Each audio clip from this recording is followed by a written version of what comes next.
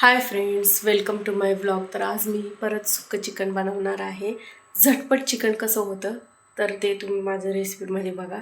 इथं बघू शकता तुम्ही, मी खोबरं घेतलेलं आहे, टमॅटो घेतलेला आहे कापून, आणि कांदा, आणि ह्याच्यामध्ये अद्रक, लसूण ह्याचं सगळं मी पाण्यामध्ये ठेवलेलं आहे. कोथिंबीर पण हे धुवून मग मी वाटायला घेणार आहे. तर तुम्ही माझ्या रेसिपीमध्ये एंडपर्यंत राहा ह्या व्हिडिओमध्ये. तर सगळ्यात पहिलं तर मी खोबरं वगैरे वाटून घेते आणि नंतरनं हे सगळं मी एकत्र वाटून घेणार आहे. ह्याच्यामध्ये आहे अद्रक पण आहे, कोथिंबीर आणि लसूण आहे. ह्याच्यामध्ये हे सगळं मी एकत्र नंतर वाटणार आहे. पहिलं खोबरं वाटून घेते, कारण की ह्या मिक्सरमध्ये सगळं एकत्र नाही वाटणार. तर इथं तुम्ही बघू शकता, मग मी सगळा मसाला एकत्र करून मग एकदा वाटून घेतला.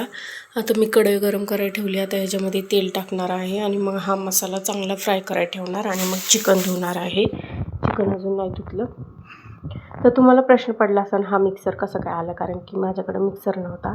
तर हा मिक्सर माझ्या मोठ्या मम्मीने दिला आहे मला तात्पुरता वापरायला. मग त्याच्यामुळं मग मी घेणार आहे नवीन, पण तात्पुरता म्हटलं आता हा मिक्सर वापरावं नाही आहे.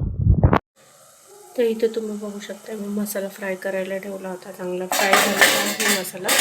आता आपल्याला ह्याच्यामध्ये काय काय मसाले टाकायचे: मिरची पावडर, कांदा मसाला, हे हळद, अजून हा चिकन मसाला, हा पण लक्की मसाला, आणि ब्लॅक पेपर पावडर टाकायची, किंवा कुणाला गरम मसाला पावडर टाकायची असेल तर टाकू शकता. मी तर एवढंच टाकते सामान.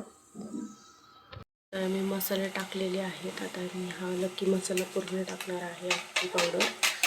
तुम्हाला जे पण मसाले यूज करायचे ते तुम्ही करू शकता, पण असं वाटून डायरेक्ट केलं ना तर खूप इझी पडतं. आणि चिकन माझं धुवून झालेलं आहे. आता हा मसाला चांगला फ्राय करते आणि मग चिकन टाकून घेते.